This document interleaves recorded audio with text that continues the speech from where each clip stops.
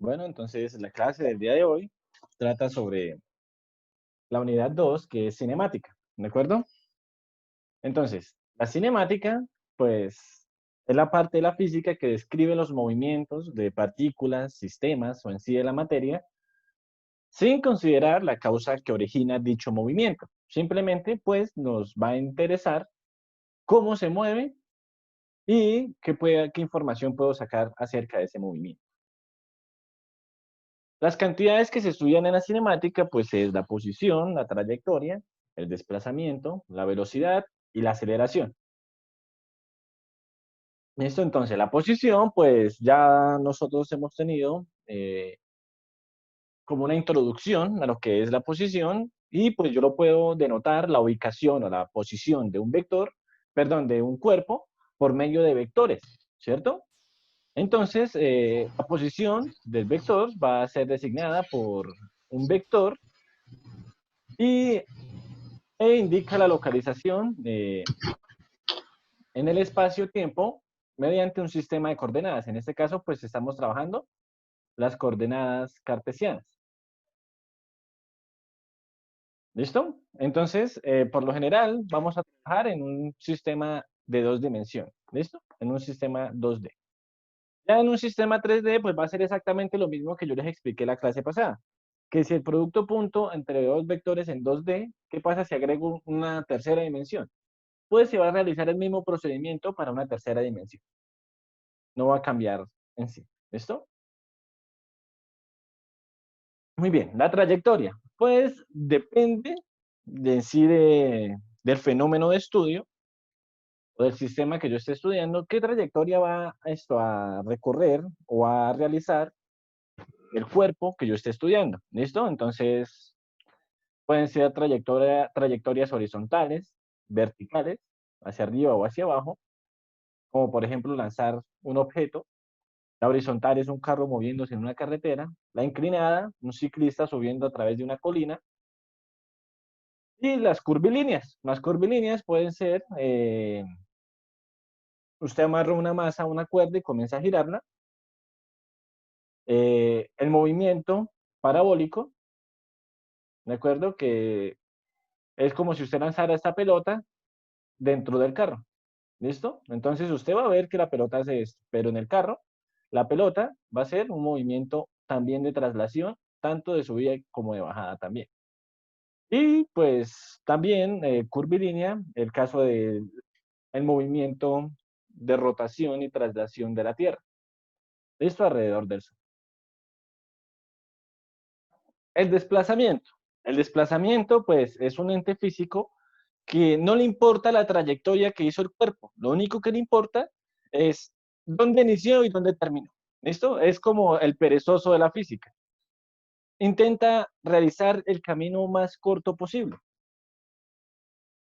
¿Listo? Entonces, por ejemplo, este cuerpo, como se pueden dar cuenta, realizó esta trayectoria de esta forma,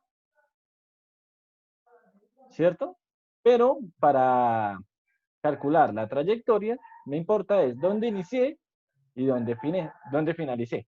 ¿Listo? ¿Cómo se calcula la trayectoria o el desplazamiento, perdón, el desplazamiento de una partícula? Por ejemplo, usted está acá en Pamplona y se quiere ir, por ejemplo, a la ciudad de Bogotá. Saben que las carreteras, pues, no son rectas, por decirlo así. Siempre tienen ciertas oscilaciones o ciertas curvaturas debido a la geología del, del camino. Pero a usted cuando le dicen, ¿cuánto se desplazó? Pues se va a desplazar desde la ubicación de Pamplona hasta Bogotá, en línea recta. ¿Cuánta distancia de separación hay? No le importa en sí qué trayectoria tomó. Listo, de hecho hay varios caminos para llegar al mismo lado. ¿Cómo lo podemos observar? Ah, no, no tengo acá el ejemplo. Pero bueno, pueden tener en cuenta la trayectoria sin importar cuál sea, pero a usted lo único que le va a importar es el desplazamiento. El desplazamiento, pues se calcula desde el vector inicial, entonces yo empecé acá, ¿listo? Esta es mi ubicación inicial, y lo represento por medio del vector R sub i, que es el vector posición inicial. Y pues terminé acá, en este punto que es el vector final, ¿de acuerdo? Entonces, este vector, ¿cómo hay el desplazamiento entre los dos? Por medio de una resta vectorial. Eso ya lo habíamos visto en el curso, en la unidad pasada, que era vectores. ¿Listo? ¿Por qué? Porque la suma de vectores es el método del paralelogramo.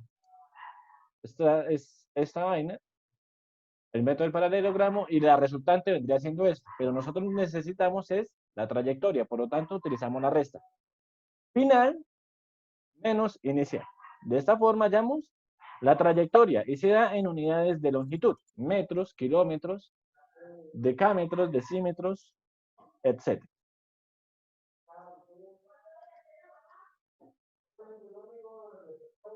¿Listo? Bueno, ahora vamos a ver la velocidad.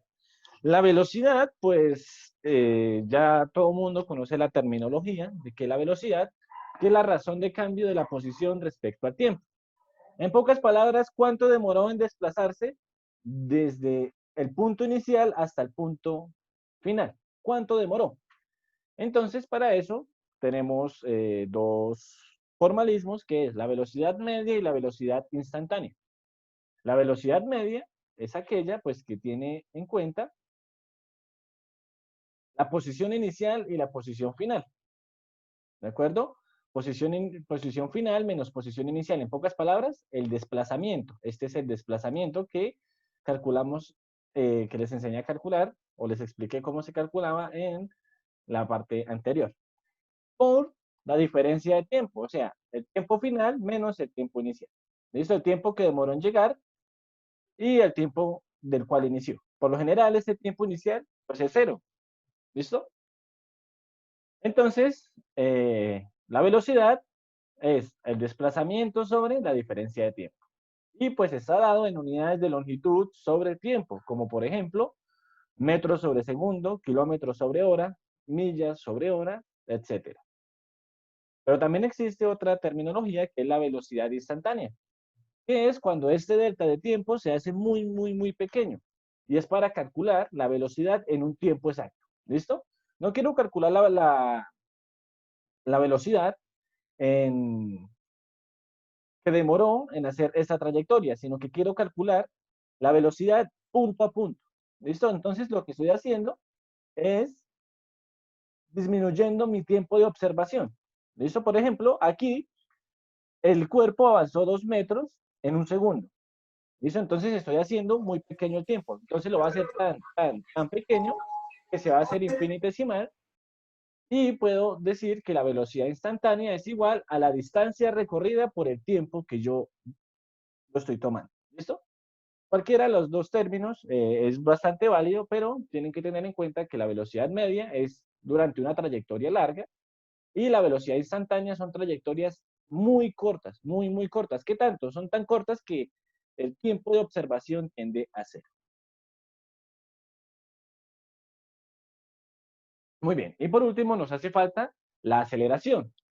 La velocidad es, en la parte anterior, es la razón de cambio del desplazamiento respecto al tiempo, de la posición respecto al tiempo. Pues la aceleración es lo mismo, pero con la velocidad. Es la relación del cambio de velocidad con respecto al tiempo. ¿Qué cambio sufre la velocidad respecto al tiempo? Pues se puede realizar de la misma forma que en el caso pasado, que es, mi cuerpo está viajando a una velocidad inicial, en un tiempo inicial, y pues va a terminar a una velocidad final diferente a la velocidad inicial en cierto lapso de tiempo. Ese lapso de tiempo pues está dado por el tiempo final menos el tiempo inicial. ¿Listo? Y pues el delta de V, que viene siendo la diferencia de velocidad. La velocidad final menos la velocidad inicial. A esto es lo que llamamos aceleración media.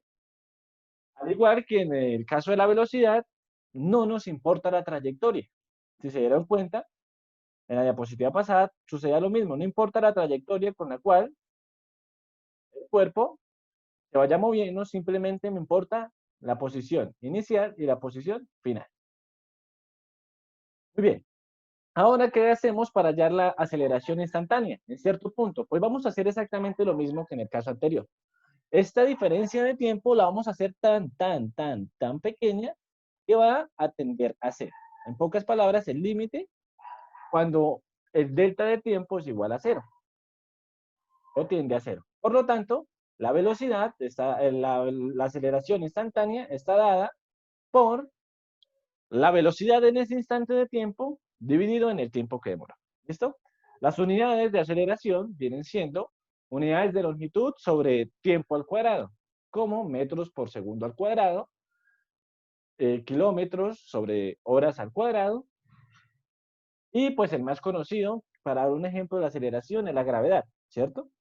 Ustedes en el colegio, por lo general, se suele enseñar que la gravedad es una aceleración, que tiene un valor aproximado de 9.81 metros sobre segundo al cuadrado, que por lo general es utilizada para describir cuerpos acelerados por la fuerza de gravedad.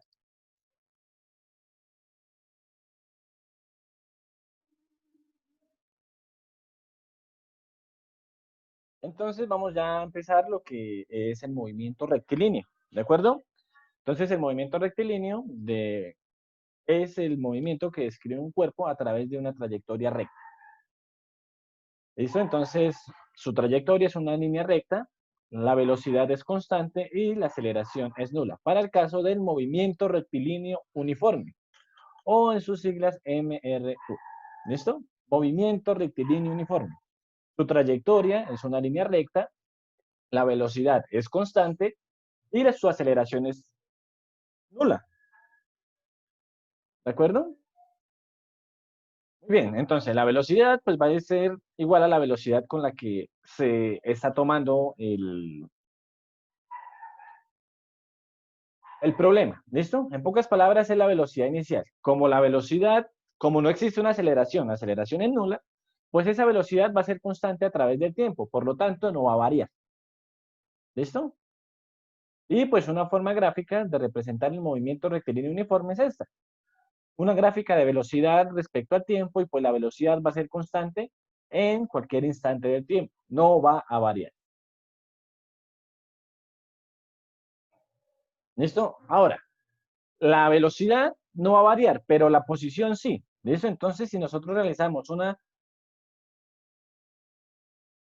gráfica de posición respecto al tiempo de un movimiento rectilíneo uniforme, pues la posición va a aumentar a medida que pasa el tiempo. ¿Listo? Como se pueden ver, si quieren lo pueden observar de una forma adimensional, sin vectores. Esta es la posición. ¿Listo? El vector posición. Y nuestra variable va a ser t. ¿Listo? Tenemos una función que depende de t. R depende de t. Y pues se pueden dar que esto es una función lineal. Por lo tanto, su gráfica es una gráfica lineal. Depende ¿de qué depende? Pues de su pendiente y pues de las condiciones iniciales del problema. ¿Listo? Por lo general, pues tenemos acostumbrados a llamar esa posición inicial con el vector R. El vector posición lo solemos llamar en física el vector R. Pero depende del sistema coordenado que ustedes estén trabajando. Por ejemplo, hay casos, como por ejemplo el caso del movimiento parabólico, que en el eje X es donde se suele ver el movimiento rectilíneo uniforme. Entonces, yo puedo despojar componente a componente este vector R en cada una de sus componentes, X, Y y pues en el caso de ser necesario, Z. ¿Listo? Si se dan cuenta, lo único que cambia pues es el vector, de resto van a ser lo mismo. La posición inicial en X y la velocidad en X. Y sub 0, la velocidad en y Z sub 0, Z inicial, perdón, y la velocidad en Z. ¿Por qué la velocidad también depende del sistema coordenado? Pues si yo me estoy moviendo en X, ¿para qué quiero la información de cuánto me estoy moviendo en Y? ¿De acuerdo? Entonces, en pocas palabras, yo puedo calcular la posición en 3 dimensiones desde el vector posición. Recuerden que el vector posición depende de cada una de las coordenadas.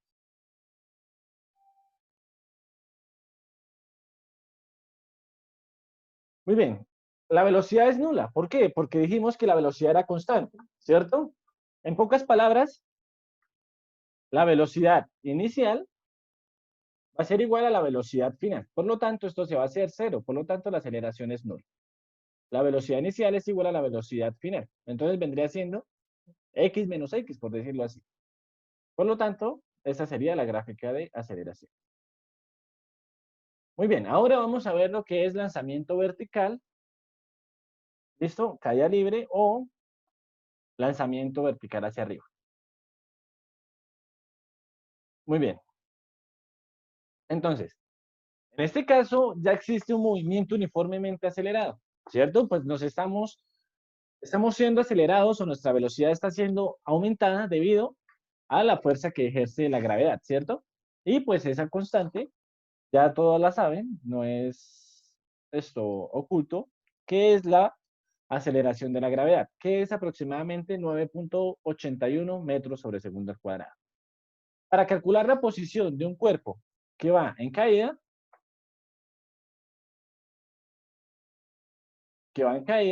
¿listo? O que lleva una aceleración, en este caso, pues la aceleración de la gravedad, voy a utilizar la ecuación de arriba. ¿Listo? Por lo general se asocia al eje Y, que es el eje donde suele actuar la gravedad. Esto depende del plano coordenado que yo esté utilizando. Entonces vendría siendo la posición final es igual a la posición inicial desde donde arranco por la velocidad con la cual fue lanzado por el tiempo más o menos un medio de la gravedad por el tiempo al cuadrado, y eso está en unidades de longitud. ¿Listo? Más o menos, pues depende del problema. Ya cuando comencemos a ver problemas, les explicaré qué pueden utilizar. Por lo general, lo pueden utilizar siempre con menos. ¿Por qué? Porque la aceleración de la gravedad en un plano cartesiano siempre se va a dirigir hacia abajo, hacia el lado y negativo. Y la velocidad, pues está calculada, pues con la derivada. Recuerden que la velocidad es la razón de cambio de y con respecto al tiempo. Entonces, en pocas palabras, si derivamos esta expresión, obtenemos esta expresión obtenemos la velocidad. Entonces, si derivamos de y respecto a t, eso vendría siendo la velocidad. La velocidad final es igual. Esto es constante, por lo tanto, se hace cero. Acá la derivada de b sub i por t, siendo t nuestra variable, vendría siendo b sub i más o menos un medio de la gravedad por el tiempo al cuadrado. Entonces el 2 pasa a multiplicar y se cancela con este 2 y me quedaría la gravedad por el tiempo. Acá se me olvidó el tiempo. Perdón, voy a corregirlo de una vez. Listo. Por el tiempo. Listo, entonces de esta forma podemos calcular la velocidad en cualquier instante de tiempo sobre el objeto.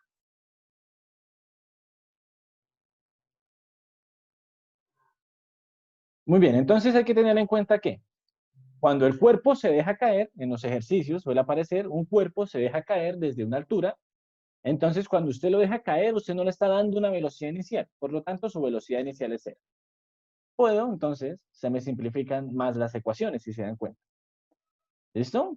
Cuando el objeto es lanzado, o sea, lo puedo lanzar hacia arriba o hacia abajo, ya la velocidad sí tiene un valor. ¿Listo? Le tiene que dar un valor el ejercicio.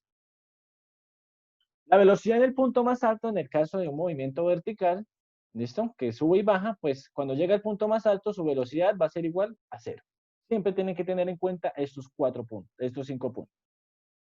La velocidad de subida es la velocidad misma de bajada. O sea, si yo lanzo acá el cuerpo con una velocidad de 5 metros sobre segundo, cuando yo lo reciba acá, pues el cuerpo va a ir cayendo ¿con qué velocidad? Pues con la velocidad, exactamente con la misma velocidad, 5 metros sobre segundo. Y el tiempo de subida es el mismo tiempo de bajada. ¿Por qué? Porque los entes que están actuando es el mismo. En este caso, pues, lo que está actuando es la aceleración de la gravedad. La aceleración de la gravedad aquí es 9.8, aquí también es 9.8, aquí es 9.8, aquí es 9.8. En pocas palabras, ese ente no está variando, ¿cierto? Entonces, el tiempo que demora en subir es igual al tiempo que demora en bajar.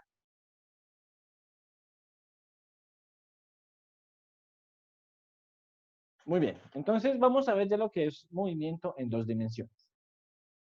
Eso, un ejemplo es, por ejemplo, cuando se lanza un cuerpo desde una colina y describe este movimiento que ven en la figura de acá.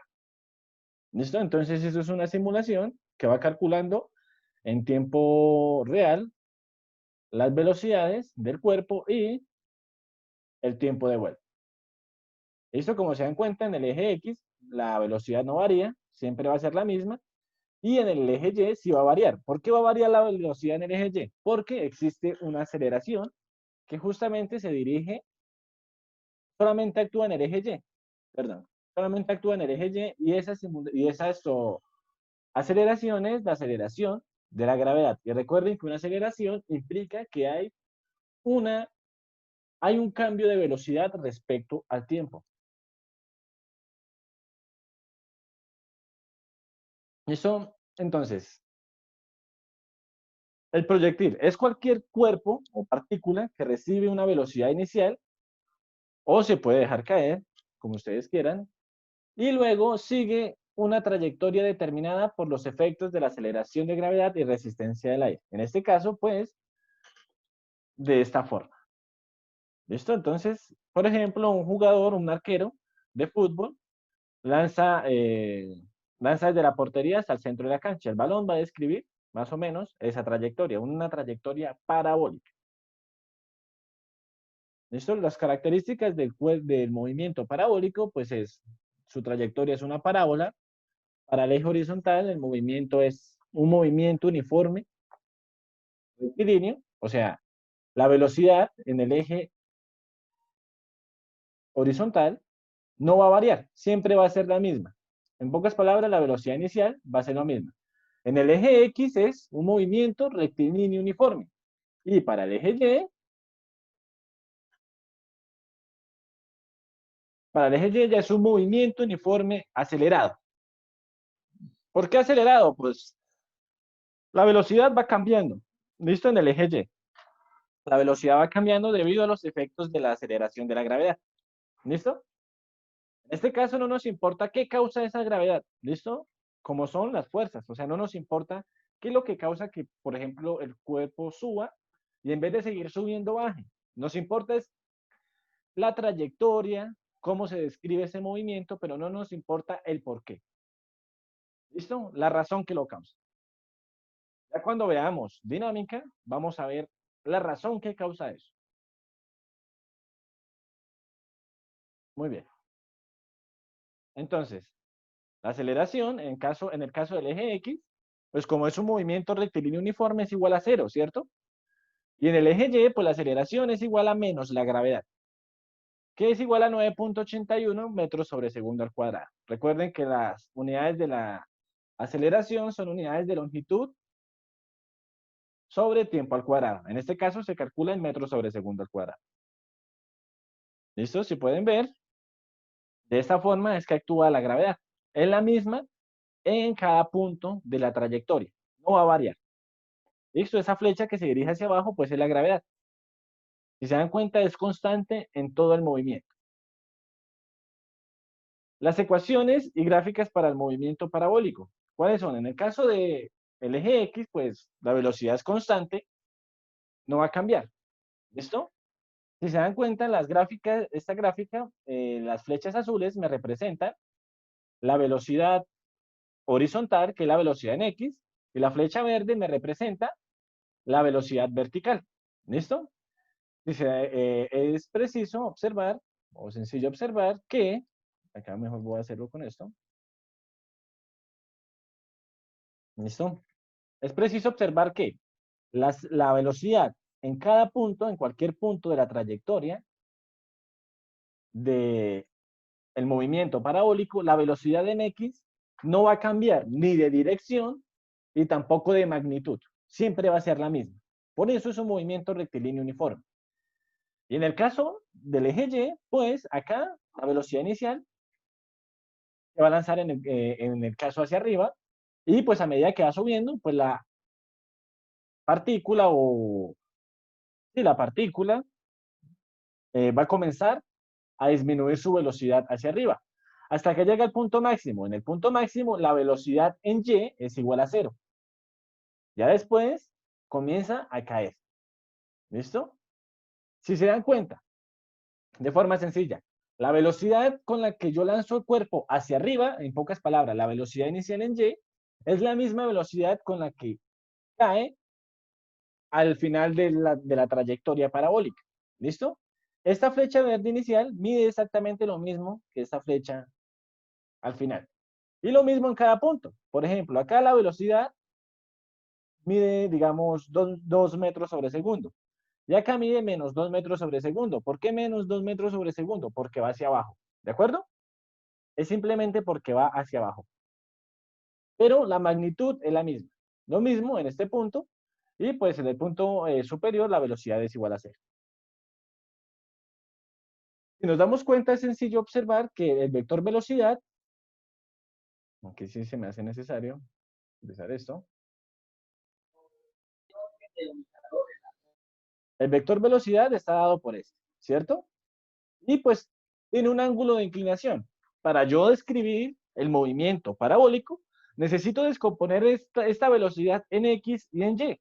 ¿Por qué? Porque en X necesito estudiar el movimiento como un movimiento rectilíneo uniforme y para el eje Y como un movimiento rectilíneo uniformemente acelerado.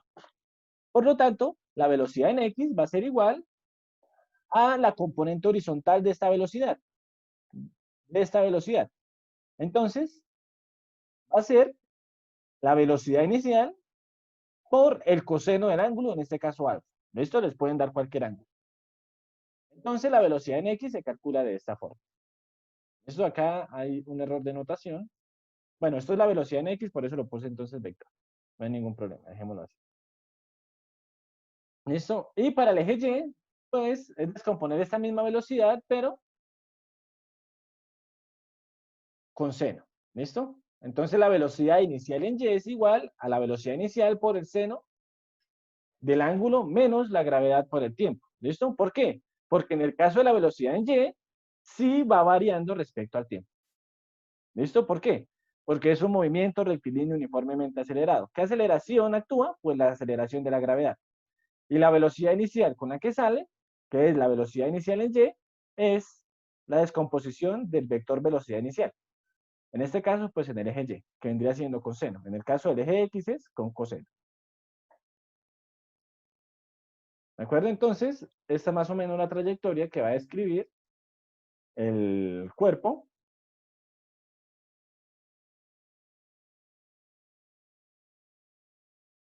¿Listo? Entonces, si se dan cuenta, la velocidad en X nunca va a variar, siempre va a ser la misma. Y la que va a variar es la velocidad en Y. La flecha que describe la trayectoria tangencial, pues es la suma del vector velocidad en X y en Y. ¿Listo? Es la suma del vector velocidad X y en Y.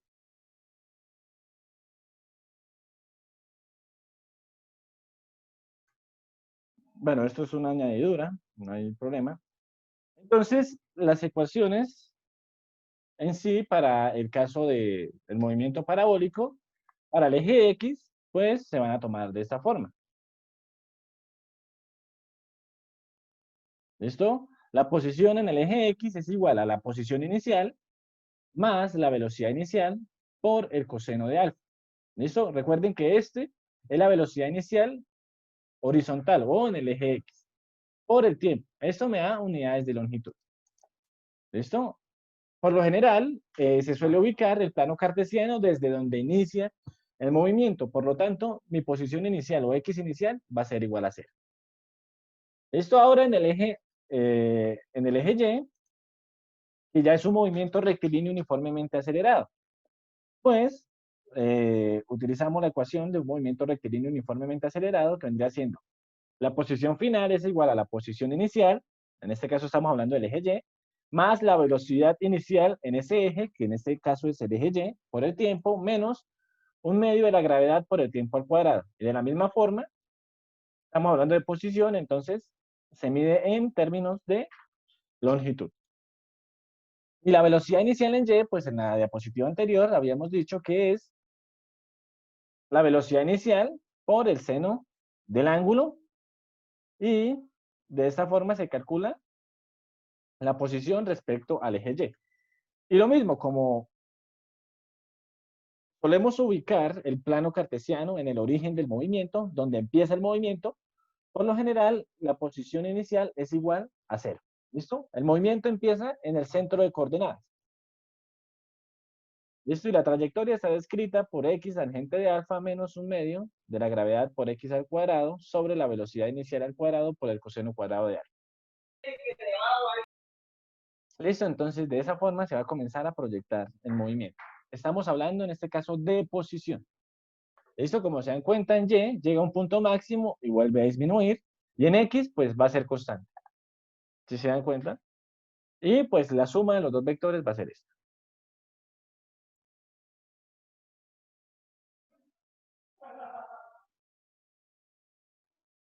Muy bien, entonces estas son otras ecuaciones que ustedes pueden utilizar eh,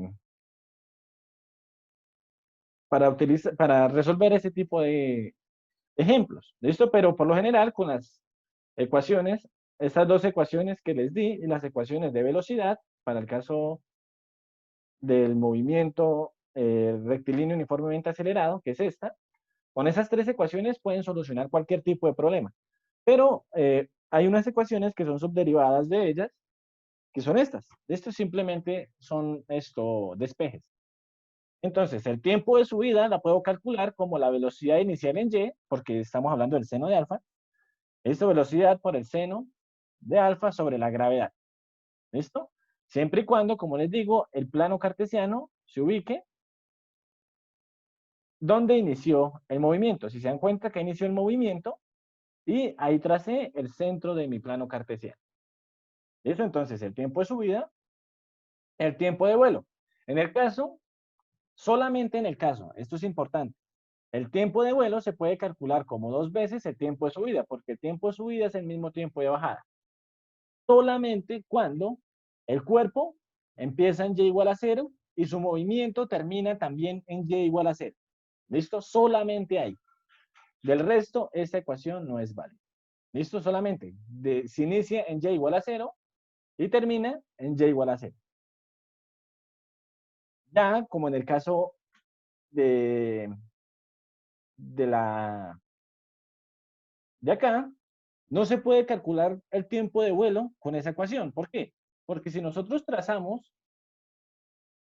a ver, regálame un momento, mientras se hace la simulación. Ahí. Si nosotros trazamos el plano cartesiano, justo donde inició mi movimiento, que viene siendo más o menos ahí, ¿cierto? El tiempo, perdón, la posición en la que inicia es y igual a 0, pero donde termina no es y igual a 0. Si se dan cuenta que incluso sigue bajando, entonces en este caso no es posible utilizar esa ecuación que les acabo de mostrar del tiempo de vuelo. ¿Listo? Que el tiempo de vuelo es igual a 2 veces el tiempo de subida. Solamente cuando empieza en la misma posición que termina. Y el alcance horizontal, pues es qué tan lejos llegó. Eso se puede calcular por la velocidad inicial al cuadrado por el seno de 2 alfa sobre la gravedad. ¿Listo? Esto también se hace solamente para el caso que inicie desde 0 y termine en 0. O sea, inicia en la misma posición y termina en la misma posición. Entonces, eso lo pueden calcular con el alcance horizontal. ¿Listo? Y el alcance vertical, que es Y máximo, esto sí lo pueden calcular independientemente de cómo sea el movimiento, de si sigue bajando acá,